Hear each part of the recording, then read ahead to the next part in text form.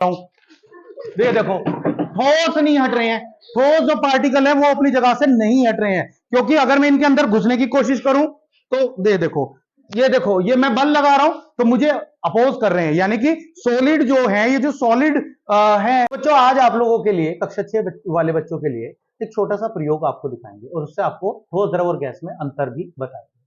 तो मेरे पास 3 कंटेनर हैं, ग्लासेस हैं, इनके अंदर एक में रेत भरा हुआ है ठोस यानी कि, एक में पानी भरा हुआ है यानी कि द्रव, और एक खाली ग्लास है जिसके अंदर ऑक्सीजन गैस भरी हुई है, खाली है यानी कि एयर है, एयर मतलब ऑक्सीजन गैस है। ठीक है, तो अब मैं इसके अंदर क्या करूंगा, जैसे ही दूसरी गैस डालूंगा तो क्या होगा, जैसे ही गैस इसके अंदर डलेगी तो देखते हैं क्या रिजल्ट आता है। तो अब हम देख रहे हैं हमारे पास सबसे पहले खाली ग्लास, इस खाली ग्लास में मैं गैस डाल रहा हूं, आपके सामने दिखेगी भी आपको इस ग्लास के अंदर जाती हुई, दिख रही है ना। अब मैंने इसके अंदर चम्मच घुमाई, बहुत आसानी से घूम गई, बहुत ही आसानी से। पानी में घुमाता हूं तो थोड़ा सा बल लगाना पड़ रहा है मुझे इसको घुमाने के लिए। और तीसरे नंबर पे अगर मैं इसी चम्मच को इस रेत में घुमाता हूं तो ये घूमेगी ही नहीं, इसके अंदर पूरी, एक्चुअली पूरी नीचे भी नहीं जा रही है, अभी भी पूरी नीचे नहीं गई है। और घूमने की, अगर मैं जिस तरीके से इसमें घुमा रहा था आसानी से, इस तरीके से तो घुमाने की बात ही अलग है। तो यानी कि चम्मच इसके अंदर नहीं जा रही है, क्यों नहीं जा रही है, अब उसके पीछे की आप साइंस समझिएगा, उसके पीछे का रीजन भी समझिएगा। बोर्ड पे आइएगा, देखिएगा जो ठोस होते हैं, ठोस के जो कण होते हैं वो बहुत ही ज्यादा नजदीक होते हैं, बहुत ही ज्यादा नजदीक नजदीक पे रखे होते हैं। इसके रिस्पेक्ट में अगर द्रव की बात करें तो जो द्रव के कण होते हैं वो थोड़ा एक दूसरे से कुछ दूरी पर होते हैं, यानी कि आसानी से उसमें बल जो है वो लग जाते हैं। और अगर हम गैसेस की बात करें तो गैसेस में जो वो कण होते हैं वो बहुत बहुत ज्यादा दूरी पर होते हैं। ठीक है, तो इस तरीके से ठोस, द्रव और गैस जो है इस तरीके से हम यहां पर बना सकते हैं।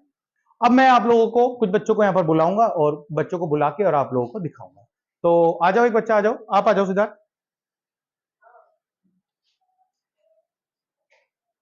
तो सिद्धार्थ अब एक्सपीरियंस करेंगे इस चीज का। अब हमारे साथ हैं सिद्धार्थ, और सिद्धार्थ को क्या करना है कि अब इन तीनों जो कंटेनर्स हैं इनके अंदर इसको चम्मच को घुमाना है। तो सिद्धार्थ स्टार्ट करो आप। सबसे पहले इसके अंदर ये गैस है, गैस के अंदर घुमाओ चम्मच, आसानी से घूम रही है। अब आप इसके अंदर घुमाओ, थोड़ा बल लगाना पड़ रहा है, हल्का सा बल लगाया आपने। अब आप इस चम्मच को इसमें डालो, घुमाओ। हाँ जी, दोबारा से बोलो। सर इसमें घूम ही नहीं रही। इसमें घूम नहीं रही। हाँ जी, इसमें क्यों नहीं घूम रही, इसमें क्यों नहीं घूम रही, इस चीज का भी अब आप लोगों को रीजन दिखाते हैं। भाई ये हमारा था, क्या था, सॉलिड। सॉलिड में क्या होते हैं, कण जो होते हैं बहुत ही ज्यादा नजदीक होते हैं, सॉलिड में कण जो होते हैं बहुत ज्यादा नजदीक। जैसा कि आप लोगों को भी बोर्ड पे भी बताया कि सॉलिड के जो कण है ना वो बहुत ही ज्यादा नजदीक हैं। द्रव के जो कण होते हैं वो थोड़ा सा क्या होते हैं, ये द्रव है, हमारे पास एक द्रव रखा हुआ है, द्रव के जो कण है थोड़ा सा और ज्यादा डिस्प्लेस्ड होते हैं, थोड़ा सा और ज्यादा दूरी पर होते हैं। और अगर हम बात करें गैसेस की, अभी मैंने इसमें आपको गैस भी भर के दिखाई है ना, तो ये जो गैस होती है, गैस जो होते हैं इस तरीके से गैसेस के कण जो होते हैं वो थोड़ा सा दूर दूर होते हैं। अभी आपको एक बच्चों के द्वारा भी एक डेमोस्ट्रेशन करके मैं आपको दिखाऊंगा कि किस तरीके से सॉलिड, लिक्विड और गैस, बच्चों का ही, आप लोगों का ही एक डेमोस्ट्रेशन और करेंगे, बच्चों को ही अणु बनाएंगे और उसकी मदद से आपको सॉलिड। तो अब हम आपको दिखा रहे हैं एक डेमोस्ट्रेशन, ये है हमारे ठोस के पार्टिकल। अभी जो ठोस पार्टिकल है देखो एक दूसरे से कितने ज्यादा नजदीक हैं, ये बिल्कुल भी जगह नहीं छोड़ रहे हैं, इनके अंदर अगर कोई मैं दूसरी चीज इंसर्ट करूं तो बिल्कुल भी इनके अंदर जा नहीं सकती, क्योंकि इनके पास जगह ही नहीं है। देखिए हर तरफ से दिखा रहा हूं, बिल्कुल भी जगह ही नहीं है। ये है इस तरीके से ही हमारे जो ठोस के जो पार्टिकल होते हैं वो इसी तरीके से होते हैं।